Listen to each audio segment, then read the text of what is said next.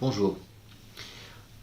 Je me demande ce que veut dire sur un cours et dans la vidéo précédente, j'ai étudié cette sorte de tension qu'il y avait entre l'école et ce qu'elle enseignait, entre la situation scolaire qui fait qu'un certain nombre d'enfants deviennent experts dans le fait de se tenir immobiles et qu'on leur demande cette forme de savoir, d'expertise, et le contenu même du savoir qui finalement, alors outé cette situation ou la contredit, hein, ou même la critique très ouvertement. J'ai pris cet exemple de ce poème de Prévert, L'oiseau lyre, qui est en fait un éloge à la déconcentration.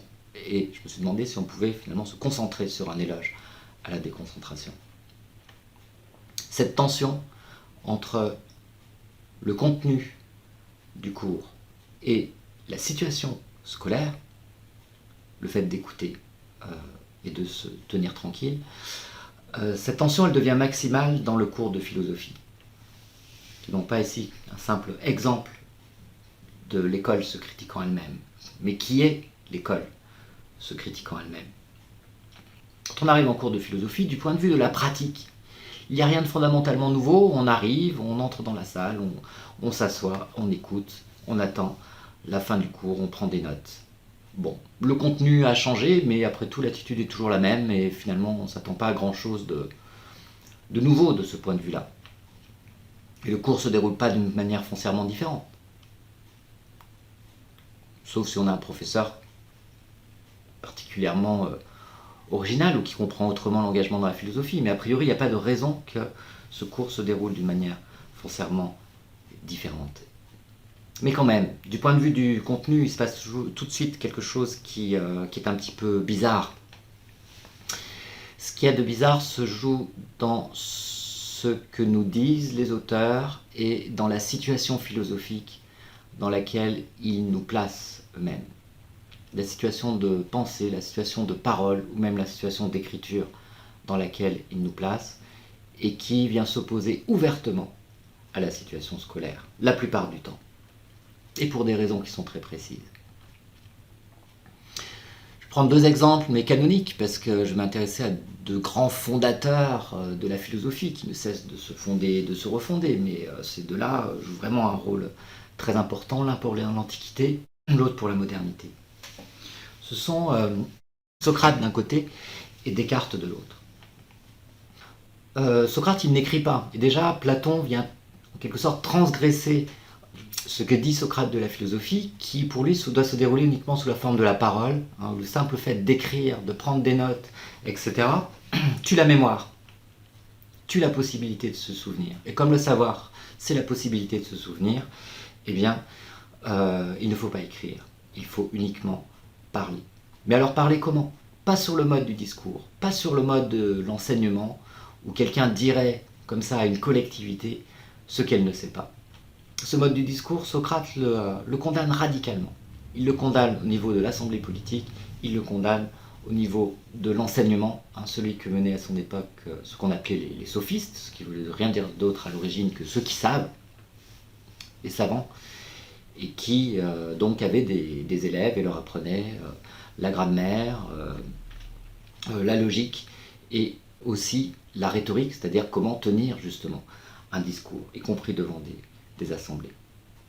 Eh bien, Socrate est contre cette option et cette situation, car pour lui, penser d'abord, c'est être deux. C'est être deux et se parler sous la forme de questions-réponses, de façon à progresser ensemble vers le savoir en se dégageant de ses préjugés. Et être deux, alors il y a un maître qui en général pose les questions et un disciple qui répond et qui progresse en répondant, qui se découvre lui-même répondre d'une manière qu'il n'aurait pas attendue. Hein. C'est ça, être deux, mais c'est pas simplement une relation de savoir. En fait, c'est aussi une relation qui entraîne tout un environnement et quantité d'affect. L'environnement, c'est qu'on se rencontre déjà un petit peu par hasard, ce qui n'est pas du tout le cas dans un cours de philosophie. Ensuite, on se cherche un lieu agréable, comme au début du Phèdre, un bel endroit avec un petit ruisseau, un arbre, où on peut se baigner en même temps qu'on parle. C'est pas du tout la situation du cours de philosophie. Et puis on s'aime. On s'aime, et on le voit à la fin du banquet comme Alcibiade, ce disciple de Socrate, est tombé amoureux de lui. On voit dans le Phèdre comment Socrate justement séduit Phèdre. Donc c'est aussi en fait une relation d'amitié amoureuse entre hommes. Ce n'est pas du tout la situation du professeur de philosophie devant sa classe ou de la classe en face du professeur de philosophie. Et Socrate en fait est contre cette situation qui déjà existe à l'époque, comme je l'ai dit, sous la forme de la sophistique et sous d'autres formes sur lesquelles je reviendrai un petit peu plus tard.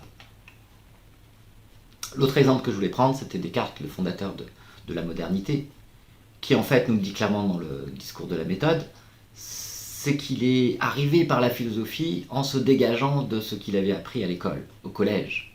Ce qu'on apprend au collège, nous dit-il, finalement on l'apprend d'une manière complètement passive, et donc on n'arrive pas à juger, ça n'aide pas à juger, ça n'aide finalement qu'à véhiculer des préjugés. Et finalement, comme les maîtres ont appris les choses de cette manière-là, d'une manière passive également, et bien en fait, les maîtres ne livrent pas un savoir qui leur serait propre. Ils sont en fait dans une situation de semi-savoir et de semi-ignorance, et c'est ça qu'ils transmettent.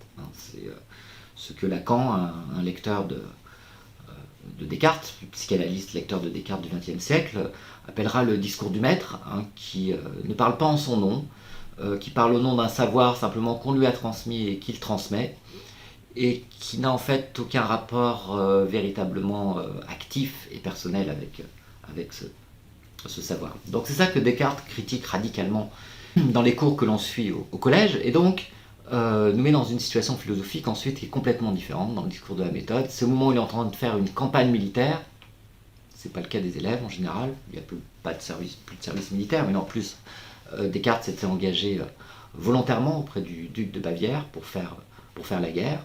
Donc il est dans une campagne militaire, mais c'est des quartiers divers, c'est-à-dire qu'il n'y a rien à faire, tout le monde est dans sa chambre chauffée et s'ennuie globalement. On voit que Descartes s'ennuie, mais à ce moment-là justement, il a une forme de révélation philosophique, qui est que, puisqu'il est seul, il aurait tout intérêt à essayer de penser par lui-même, puisque ce qu'il a appris, au bout du compte, ne lui a pas appris grand-chose.